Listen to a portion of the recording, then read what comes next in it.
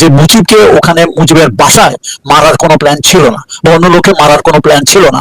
Plan ছিল মুজিবকে ওখান থেকে অ্যারেস্ট করে নিয়ে এসে তারপরে সরোয়ার্দী উদ্যানে তখন আমাদের মিলিটারি ক্যাম্প ছিল, ওখানে একটা সামারি কোর্ট মার্শাল করে আলটিমেটলি মুজিবকে যেতে হতো ওখানে করে হলে তাকে, মানে সামারি কোর্ট মার্শাল করে তাকে এক্সিকিউটিং করে, what ever it is, that was the plan.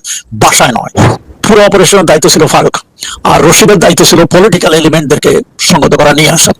তো ফারুক প্রথম কয়েকটা টার্গেট সিলেক্ট করা হলো, যেমন মুজিবের বাসা, সানিয়াবাদের বাসা, রেডিও স্টেশন, শেখ মনির বাসা, এই কয়টা টার্গেট। কারণ আমাদের যে সীমিত সৈন্য সংখ্যা, এর বেশি আমরা টার্গেট দিতে পারিনি। হয়তো আরো টার্গেট দেওয়া যায়, তো আরো পলিটিক্যাল এলিমেন্টের দেওয়া যেত, কিন্তু এর বেশি আমরা নিতে পারিনি। হয়তো টার্গেট কাটছা করে এই 4টা 5টা নেওয়া হলো।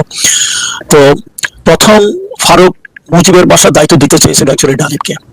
তো ডালিম একটু নিজের অপারগতা প্রকাশ করলো যে মুজিবের সাথে তার একটা বিশেষ সম্পর্ক আছে, সে ওখানে যেতে চায় না। তার অন্য কোনো কারণ থাকতে পারে, আমি জানি না, সে একটু অপারগতা দেখা দিল। কিন্তু যেহেতু এটা মেজর টার্গেট, এই জন্যই ফারুক কিন্তু ডালিমকে সেই দায়িত্বটা দিতে চাইছিল।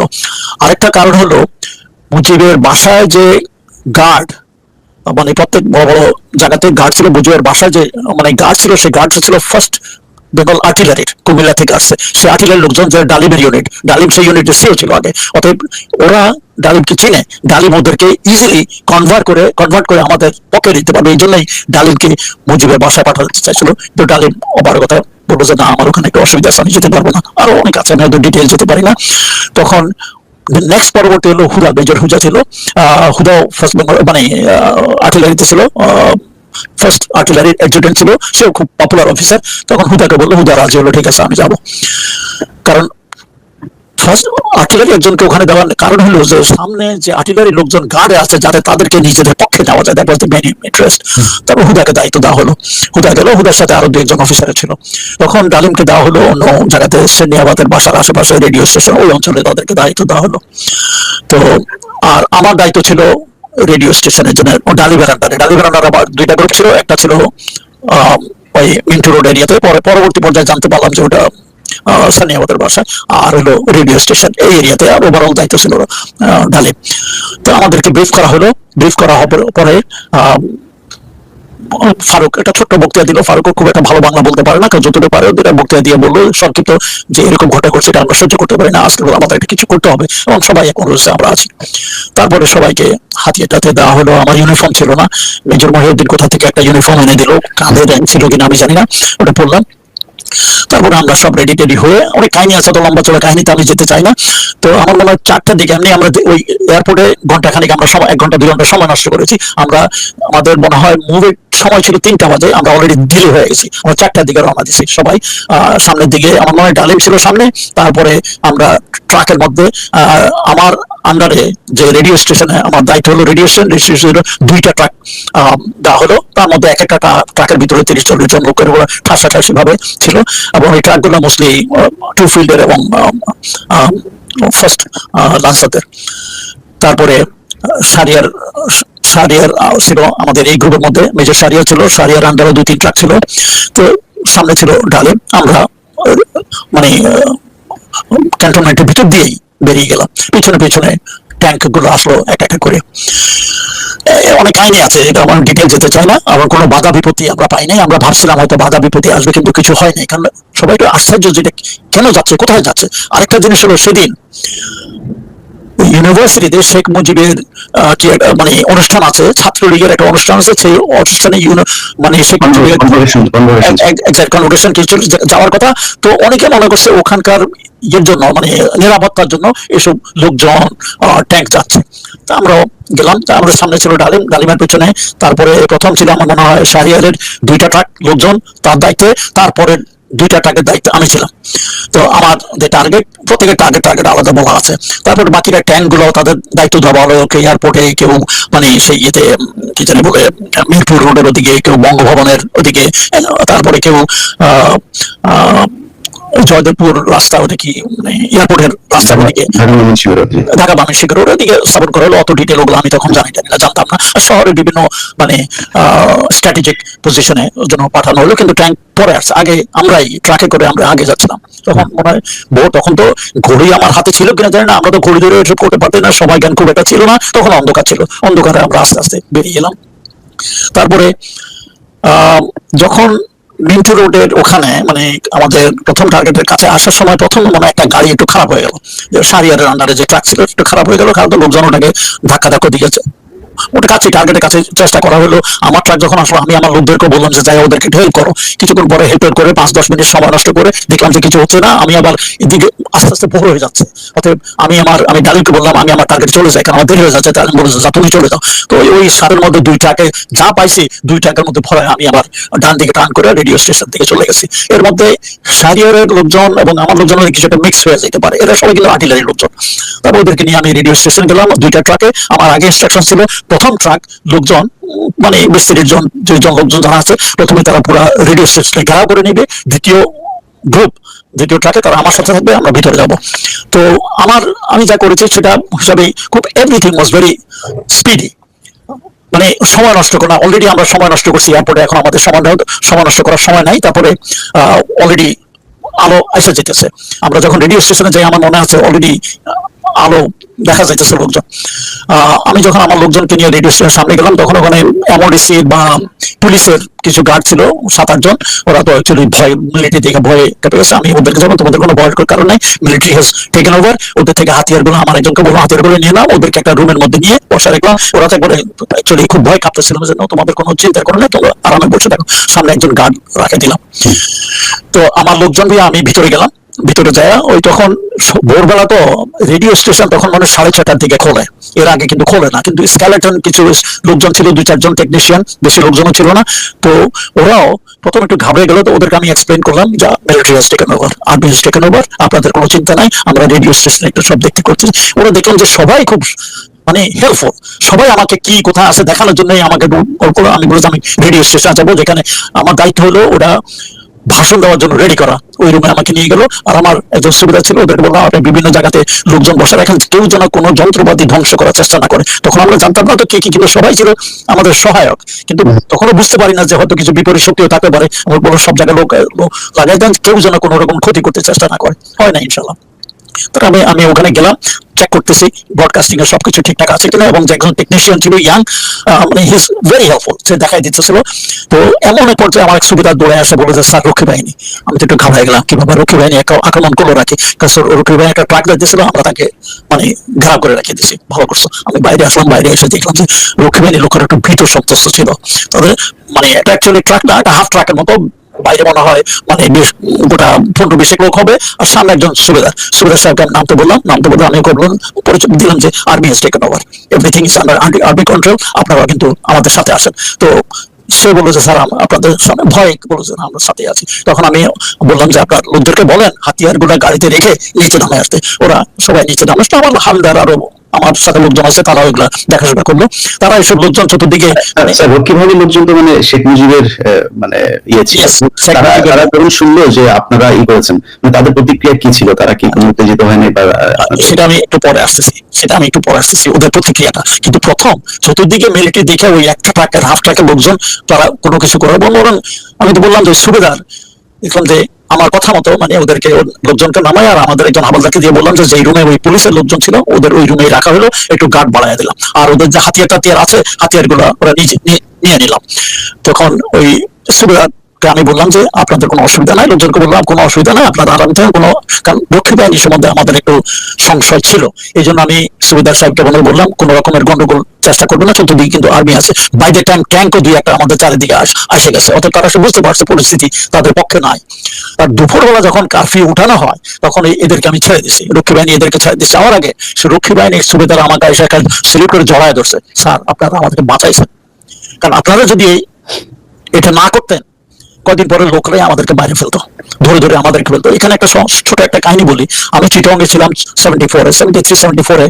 তখন একদিন আমি বাইজিদ বোস্তামি ক্যান্টনমেন্টে বাইজিদ বোস্তামি রোড দিয়ে শহরের দিকে যাচ্ছি, দেখি যে অনেক বিরাট প্রসেশন কয়েকটা ট্রাকের মধ্যেও মানে পরে জানলাম যে এরা জাসদের লোকজন স্লোগান দিয়ে যাইতেছে পথে দিয়ে, একটা দুইটা রক্ষী ধরো, সকাল বিকাল নাস্তা করো, স্লোগান দিয়ে যাইতেছে। অর্থাৎ রক্ষীদের উপরে মানুষ এমন বিতৃষ্ণা, তারা সেসব আকাম কুকাম করতেছে, খুন খারাপি করছে, এরা অজানা নয়, সবাই জানে তারা কি করতেছে। এবং রক্ষী বাহিনীটা ছিল একটা political force under Sheikh Mujib, ওর পার্সোনাল কমান্ডে নাকি এগুলো তার কার্যক্রম পরিচালনা করা হইতো। এবং শোনা যায়, আমি ডাইরেক্টলি জানি না তোফায়েল নাকি এগুলো সব মানে করতো আর কি। অতএব এই রক্ষী বাহিনী এসব মানে পলিটিক্যাল, আওয়ামী লীগের পক্ষে পলিটিক্যাল কাজকর্ম করতো। তো আমি যখন ওদেরকে রিলিজ করলাম, ওই সুবেদার আমাকে জড়াই ধরে সিকিউরিটি বলে, স্যার আপনারা আমাদেরকে বাঁচাইছেন, কদিন পরে কিন্তু লোকেই আমাদেরকে মারা ফেলতো না হলে এরকম অবস্থা আপনারা যেভাবে করেছেন। তাই হোক, সেখানে এখনো বলতেছেন। তারপরে আমি গেলাম, আমার ওই রেডিও চেক করতেছি সবকিছু ঠিক আছে কিনা।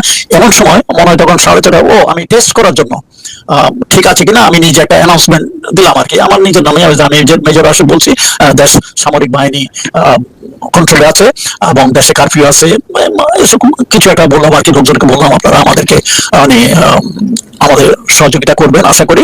এমন সময় আমার পিছনে ছিল ক্যাপ্টেন মোস্তফা, সেও একটু কিছু বলার জন্য খুব লাফালাফি করতে, স্যার আমি একটু বলবো। ঠিক আছে, ওকে আমি মাইক্রোফোন দিলাম, বলবো। সেও একবার হাত পা ছড়ায় একেবারে খুব মানে এক্সাইটেড হইয়া সবার ঈদ মোবারক স্যার। একবারে একবারে মানে শেখ মুজিবের গালি গালাজ দিয়া একবারে হাত পা ছড়ায় খুব চিল্লাচিল্লি করে মানে গালি গালাজ দিয়ে বলতেছিল। এমন সময় পিছনে থেকে একজন টেকনিশিয়ান আসে বলে যে, স্যার আপনারা যে এই যে এখন যে ব্রডকাস্ট করতেছেন এটা কিন্তু বেশি দূরে যাচ্ছে না, এটা ওই মানে রেডিও স্টেশনের আছে 2-4 মাইলের বাইরে যাচ্ছে না, কারণ আমাদের যে মেইন ট্রান্সমিটার মহাখালীতে ওটা কিন্তু এখনো বন্ধ, ওটা না ওপেন না করলে এটা সারা বাংলাদেশে যাবে না। তখন আমি বললাম যে তাড়াতাড়ি ওদেরকে বলেন ওটা খুলে দিতে। সে আবার পরক্ষণে এসে বলছে, স্যার ওটা অলরেডি খোলা হয়ে গেছে, কারণ গোলাগুলির আওয়াজ শুনে তারা অলরেডি নিজের থেকেই মানে ওটা খুলে দিচ্ছে, বুঝছে যে এখন একটা ব্রডকাস্ট আসবে, অতএব ওটা অলরেডি খোলা আছে। অতএব আমি এবং ক্যাপ্টেন মোস্তফা অরিজিনালি যা বলেছি যে মানে দেশে একটা সামরিক অভ্যুত্থান হয়েছে, আর্মি হ্যাজ টেকেন ওভার, এটা ওই রেডিও স্টেশন আশেপাশে ধানমন্ডি এই অঞ্চলে কিছু অঞ্চলের বাইরে যায় নাই। পরবর্তী শুনে গেছে, পরবর্তী পর্যায়ে শুনেছি যে কেউ কেউ শুনেছে, অনেকে শুনে নাই। তারপরে 15-20 মিনিট পরে 6:30 দিকে মানে তখন ডালিম আসলো। ডালিম হন্তদন্ত ঘামাইতে ঘামাইতে আসে একেবারে জিপের থেকে লাফ দিয়ে নেমে রাশেদ কোথায় আমাকে খুঁজতে খুঁজতে আমার কাছে আসলো, একেবারে সাথে খুশি অবধি ঘামাইতেছে, কারণ তখন অগাস্ট মাস তো হাত আঙুলি উঠে বলছে উই হ্যাভ ডান ইট, এবার আমাকে জড়ায় ধরে বললো যে we have done it, we have done it. তো আমি বুঝলাম যে মিশন সাকসেসফুল। অর্থাৎ ডালিম এখানে আসার আগে সে খোঁজ খবর নিয়ে আসছে, হয়তো মুজিবের বাসায় গেছিল, যা জানছে যে the target has been utilized. তারপর অন্যান্য যেসব টার্গেট ছিল সেই অঞ্চলে এমনি radio station, Mintu road area, সানিয়াবাতের বাসা, এসব পুরো এরিয়ার দায়িত্ব, ওভারঅল দায়িত্ব তার ছিল। টার্গেট মানে কি, মানে আপনাদের কি এই মানে পিনাকিদার ভাষায় বলি যে এই যে শেখ মুজিবুর পরিবারকে জয়বাংলা করে দেওয়ার মানে পরিকল্পনাই ছিল নাকি পরিকল্পনাটা ছিল? টার্গেট বলতে আমি বলি এটা আর্মির ভাষা হলো আমাদেরকে কোথায় কোথায় কার কি দায়িত্ব সেটাই। যেমন মুজিবের বাসা একটা, সানিয়াবাতের বাসা একটা, শেখ মুজিবের বাসা একটা, রেডিও স্টেশন একটা। কিন্তু আগের দিন বিকেল থেকে এই যে পরের দিন পর্যন্ত আপনারা যে পরিকল্পনা করলেন, এই পরিকল্পনায় সব শেষ তো আপনাদেরকে একটা ব্রিফিং করা হয়েছিল, সেখানে বলা হয়েছিল যে শেখ মুজিবের পরিবারকে যে হত্যা করা হবে, এটা পরিকল্পনা ছিল না, এরকম কোনো পরিকল্পনা হয়নি। এক্স্যাক্টলি ফ্র্যাঙ্কলি স্পিকিং কোনো ওরকম ধরনের ব্রিফিং করা হয়নি। সময় আমাদের কাছে ছিল না, we run out of time, কারণ 1 ঘন্টা 2 ঘন্টা আমরা অলরেডি নষ্ট করেছি 16 বেঙ্গলের অপেক্ষায়। 16 বেঙ্গল আসে নাই, অতএব আমাদের কাছে সময় ছিল না। ছোট্ট একটা বক্তৃতা ফারুক দিয়েছে তার লান্সারের ওখানে, অতটুকু অত ডিটেল বলে নাই। সে বলছে তোমাদের কমান্ডাররা তোমাদেরকে ডিটেল বলবে, আমি অত ডিটেলে যেতে চাই না। মুজিবের ভাগ্য কি হবে এই নিয়েও একটু কিছু হয়তো আলাপ আলোচনা হয়েছে। একটা জিনিস হলো কি, আমি পূর্ব আলোচনায় আমি ছিলাম না, অথবা আমি ডিটেল জানি না মুজিবের ভাগ্য নিয়ে কি হবে, আমি অত জানি না। তো রশিদ কিছুদিন আগে জিল্লুর রহমানের কাছে তার একটা ইন্টারভিউ দিছে, এই ইন্টারভিউটা কিন্তু 15-20 বছর আগে রেকর্ড করা, এটা রিসেন্টলি রিলিজ হয়েছে। রশিদের কথা মতে যে মুজিবকে ওখানে মুজিবের বাসায় মারার কোনো প্ল্যান ছিল না, বা অন্য লোকে মারার কোনো প্ল্যান ছিল না। প্ল্যান ছিল মুজিবকে ওখান থেকে অ্যারেস্ট করে নিয়ে এসে তারপরে সরোয়ার্দী উদ্যানে তখন আমাদের মিলিটারি ক্যাম্প ছিল, ওখানে একটা সামারি কোর্ট মার্শাল করে আলটিমেটলি মুজিবকে যেতে হতো। ওখানে করে হলে তাকে মানে সামারি কোর্ট মার্শাল করে তাকে এক্সিকিউটিং করে whatever it is, that was the plan, বাসায় নয়। এটা হলো রশিদের কথা। এবং রশিদের কথা হলো রশিদ ফারুক কিন্তু অরিজিনাল প্ল্যানার, তারা ডিটেল জানে। অতএব রশিদ যদি এটা বলে থাকে এটাও সত্য হতে পারে। যাই হোক, আমার মনে হয় না মুজিবকে ওখানে মারার কোনো প্ল্যান ছিল, তখনও জানতাম না, আর আমি ওখানে তো ছিলামই না। অতএব পরবর্তী পর্যায়ে জানতে পারছি যে কি ছিল। আর ওখানে ওই মেজর হুদা ছিল, মেজর হুদা একটা স্টেটমেন্ট দিয়েছে কর্নেল এম এ হামিদের কাছে, তার বইতে আছে। সেই বইয়ের মানে স্টেটমেন্টটা আমার এই বই যেটা আমি লিখেছি, দেখা যায় কিনা, মানে 1975 আগস্ট বিপ্লবের না বলার কথা রাশেদ চৌধুরী, এটা আমি বই লিখছি। এই বই থেকে আমি এই বইয়ের মধ্যে হুদার স্টেটমেন্ট আছে, আর অনেক কিছু আছে। আমি যা কিছু বলছি এই বইয়ের মধ্যে সবকিছুই আছে। তো সেখানে এসে উল্লেখ করেছে তার আন্ডারে মনে হয় গোটা 3 ট্রাক ছিল সৈন্য মোস্টলি দেয়ার ফ্রম লান্সার্স, মানে ট্যাঙ্ক ইউনিটের লোকজন, মানে হুদার আন্ডারে। তারপরে হুদার সাথে আরো মানে অফিসার ছিল, হয়তো একজনের দায়িত্ব ছিল ওই 32 নম্বরের মেন রোডে থেকে ব্যারিকেড করা দুই মাথায়, আর তার সাথে তার অফিসার ছিল। তার কথা মতো মানে যেটা সে বললো, আচ্ছা তার আগে আমি কিন্তু রেডিও স্টেশনের কথাটা একটু শেষ করি। তারপরে রেডিও স্টেশনে কিছু করে গালি বাসলো, ডাকছে বাসলো, আমার জিজ্ঞেস করে সব ঠিক আছে না, আমি everything is okay, everything is fine. Radio station আর একজন টেকনিশিয়ান ছিল, দে আর ভেরি হেল্পফুল, তারা আমাদেরকে সাহায্য করতেছে কোথায় কি করতে, মানে সুইচ মিস কোথায় কি করতে হবে বলছে। তো প্রথমেই ডালিম হ্যান্ডসেটটা নিয়ে একেবারে দাঁড়ানো অবস্থাতেই উত্তেজিত ভাবে বলা শুরু করলো যে দেশে একটা বিপ্লব হয়েছে, army has taken over the control, Sheikh Mujib, আমার মনে হয় শেখ মুজিবকে হত্যা করেছে, এটা সে ব্যবহার করেছে, আর দেশে কারফিউ মার্শাল ল, লোকজন বলছে আপনারা আমাদের সাথে থাকুন, সহযোগিতা করুন, কেউ ঘর থেকে বাইর হবেন না। তো প্রথম এসব কথাটা একটু খাপছাড়া ছিল। তখন আমি বললাম যে স্যার, আমার মনে হয় এরকম ভাবে না বলে let's write it down, recorded, দেখে পড়ুন। তখন আমি বললাম ঠিক আছে তুমি একটু তাড়াতাড়ি লিখে দাও। তো আমি তখন একটা কাগজ কলম নিয়ে ওই যতটুকু পারলাম, এই একটা প্যারা, বেশি বড় না, এটা লিখে দিলাম যেটা যা হয়েছে ঘটনা। তবে হত্যা শব্দটা আমি ব্যবহার করি নাই। তো ডালিম মনে হয় ওটা নিজে থেকে বলেছে। আর যেসব সেই মানে ডালিমের স্টেটমেন্টই পরে রেকর্ড করা হয় এবং রেকর্ডটাই বারবার চলতে থাকে। মিনওয়াইল সরকার কবিরউদ্দিনকে সবাই চিনে, সরকার কবিরউদ্দিন আসলো, ওই তার ডিউটি ছিল, সে আসলো তাড়াতাড়ি, তাকে এনে আমরা ওখানে বসে কমেন্ট্রি দেওয়া, মানে ডালিমের বক্তৃতার মাঝে মাঝে সে নিজে থেকে কমেন্ট্রি দিল, কারণ সরকার কবিরউদ্দিনের গলা সবাই চিনে। অতএব এই যে অ্যানাউন্সমেন্টটা যাচ্ছে এটা অথেন্টিক, এটাই বোঝানোর জন্য যে কারণ ডালিমকে লোকে চিনে না, রাশেদকে লোকে চিনে না, আমরা কি বলছি লোকে চিনে না, কিন্তু সরকার কবিরউদ্দিনকে লোকে চিনে, তার বক্তব্য লোকে জানে, এই জন্য তাকে দিয়ে কমেন্ট্রি দিয়ে আমরা করতাম। এরকম এটা চলতে লাগলো, মানে ঘন্টাখানিক চলার পরে যখন খন্দকার মোশতাক আসলো, আসার পরে Khondaker Mushtaq stopped it, but by that time everybody is known.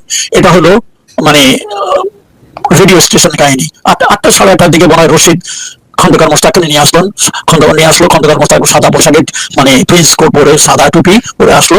Khandakar মানে রশিদ লম্বা চড়া, 6 ফুটের উপরে লম্বা, আর খন্দকার মোশতাক একটু ছোট, মানে তার অর্ধেক, যাই নিয়ে আসছে। তো মানে ডালিমা বা আমরা দুজনে মিলে তাড়াতাড়ি একটা গার্ড অব অনারের বন্দোবস্ত করলো। আমাদের কাছে যা সৈন্য সামন্ত হাতের কাছে ছিল তা দিয়ে ওই রেডিও স্টেশনের সামনে চত্বরে, ছোট চত্বরে একটা গার্ড অব অনার দেওয়ার বন্দোবস্ত করলাম। After all he is the new president. তারপরে দিলাম, উনি মানে সবাই হাত মিলালেন এবং বাংলায় ওখানে বললেন যে তোমরা মানে বিরাট একটা করেছো, তো দেশের সূর্য সন্তান, আমার সাপোর্ট করেছো, মানে সংগ্রামের মধ্যে উনি ভিতরে একটা রুম ওনার জন্য তৈরি করা হবে, ওখানে চলে গেল। তারপরে থেকেই রেডিও স্টেশনটাই কিন্তু বাংলাদেশের নতুন সরকারের হেডকোয়ার্টার, ওখানে সবাই আসো, ওখানে সবকিছু হলো। এখন মুজিবের বাসভবনে কি হলো, আমি ওখানে ছিলাম, আমি ছিলাম না, আমি অন্য জায়গায় ছিলাম না, এসব সব আমার পরবর্তী পর্যায়ে সব কালেক্টেড কাহিনী।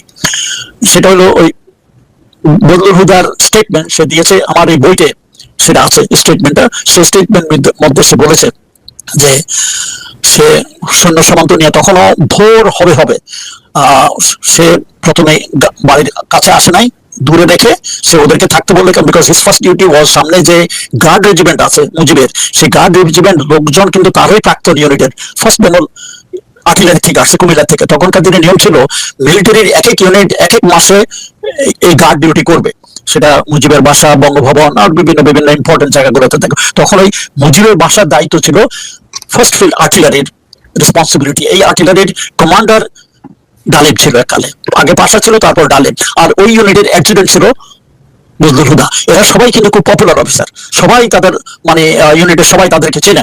তো ওদেরকে দূরে থামাইয়া তখন হুদা ওই গার্ড রেজিমেন্টের কাছে ওখানে গেল। তখন তারা রেডি হচ্ছিল রেবেলি করতে। রেবেলি মানে সকালে ফ্ল্যাগ হোয়েস্টিং অনুষ্ঠান হয়, ওতে বিগল বাজায়, ওটা করে ফ্ল্যাগ ওই রেডি হইতেছিল প্লাটুন খানিক লোকজন। তো হুদা আস্তে আস্তে ওখানে গিয়ে ওদেরকে, এগুলো আমি সব বলতেছি হুদার কাহিনী থেকে, যে স্টেটমেন্ট সে দিয়েছে আমার বইতে আছে।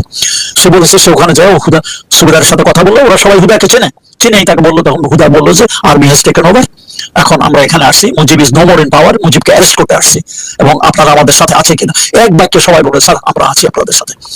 তো হুদাকে বললো যে ঠিক আছে আপনারা রেডি থাকুন, কিন্তু কেউ যেন মানে এখনো 32 নম্বর ঘরের ভিতরে কেউ যেন না ঢুকতে পারে, এটা আমরা দেখে লাগবে। কিন্তু এই হুদা বলছে আমি একটু আমার সৈন্য সামন্ত নিয়ে আসি এবং এলএমজি বিভিন্ন জায়গাতে আমি বসাবো, সেগুলো ঠিক করে আসি। মিনওয়াইল ওই লান্সারের লোকজন আসা, তারা ভিতরে ঘরের ভিতরে ঢোকার জন্য মানে ইয়ে করছে। আর একটু বছরে দোতলা থেকে নিচে এসে সমস্যা শুনে উপরে থেকে শেখ কামাল, শেখ মুজিবের বড় ছেলে, তখন ক্যাপ্টেন কামাল, কিন্তু সে তার স্ট্যান্ড গান না খেলে উপর থেকে গোলা ছুটে নিচে দোতলা থেকে নিচে আসছে। আর আরো বলা হচ্ছে উপরে দোতলা থেকে সুলতানা, শেখ কামালের ওয়াইফ, সেও একটা মানে অটোমেটিক রাইফেল দিয়ে দোতলা থেকে নিচে যে জমাত হয়েছে, তারা বুঝতে পারছে তারা কেউ অ্যাটাক করতে আসছে, মানে 32 নম্বরে মুজিবের বাড়ি, ওখান থেকে গোলাগুলি করছে। এইসব গোলাগুলি হওয়াতে একজন সিপাহী মারা গেছে, আরো মনে হয় দুই একটা ওয়ান্ডেড হয়েছে, কারণ তখন অন্ধকার ছিল, অন্ধকারের মধ্যে গোলাগুলিতে পড়ছে, মারা গেছে। এই এখন চোখের সামনে তাদের একজন সিপাহী মারা গেছে, এটা দেখে অন্যান্য সিপাহীরা খেপে গেছে। গুলি আগে স্যার শুরু হলো কাদের পক্ষ থেকে? মানে বজলুল হুদার কথা মতো শেখ কামাল এবং তার ওয়াইফ সুলতানা, এই দুজনের থেকে গোলাগুলি। শেখ কামাল সিঁড়ি বেয়ে নিচে আসতেছিল, গোলাগুলি চিল্লাইতে চিল্লাইতে, মিলিটারি পুলিশ ভাই ভাই আমাদের অ্যাটাক হয়েছে, আপনারা আমার সাথে আসেন, সে গোলাগুলি করতে করতে নিচে নামে আসছে। আর উপরে দোতলা থেকে সুলতানা কামাল ওই নিচে সৈন্যদেরকে গুলি গুলি করছে, ওখান থেকে শুরু হয়েছে প্রথম। তারপরে যখন ওই দেখলো যে একটা ছেলে মানে উপরে দোতলার গুলিতে একটা সিপাহী মারা গেছে আর্টিলারির নিচে সামনে, অন্যরা খেপে গেছে। তখন একজন নাকি বলে উঠলো সালার গুষ্টি শুদ্ধ সাত করে দেয়। এই কথাটা কিন্তু পরবর্তী পর্যায়ে শেখ মুজিবের বাসার এক চাকর, সে লাফায় যায়, পলায় অন্য জায়গাতে আশ্রয় নিচ্ছে, সে ওটা স্বীকার করেছে যে গোলাগুলি শুরু হয়েছে মানে শেখ কামাল এবং সুলতানা তরফ থেকে, উপরে থেকে, এবং ওই নিচে একজন লোক মারা গেছে, আরো দুই একটা ওয়ান্ডেড হয়েছে। এইসব দেখে অন্যান্য সিপাহীরা খেপে গেছে, বলেছে সালার গুষ্টি শুদ্ধ শেষ করে দেয়। এবং ওই পর্যায়ে ওই আমার লোক হয়েছে ঘরে, মানে গেট ভেঙে ঢুকে গেছে। তো মিনওয়াইল হুদাও আসছে, এটা কিন্তু হুদা তখন অবস্থা ওখানে ছিল না, তার বলছে যে ঘরের ভিতরে না যেতে, কিন্তু তার কথা না শুনে সবাই এসব গোলাগুলি দেখে তারা ভিতরে ঢুকে গেছে। তারপরে এই পর্যায়ে কিন্তু গোলাগুলি একটু বন্ধ হয়েছে। তারপরে হুদা আয়সা তার লোকজন নিয়ে আবার ভিতরে ঢুকলো। By that time I think Sheikh Kamal is dead. Sheikh কামালের সাথে হয়তো ইয়ে ছিল, শেখ নাসিরও ছিল সেদিন বাসায়, আরো কিছু পুলিশ দিয়ে একজন ওখানে হয়তো মারা পড়তে পারে।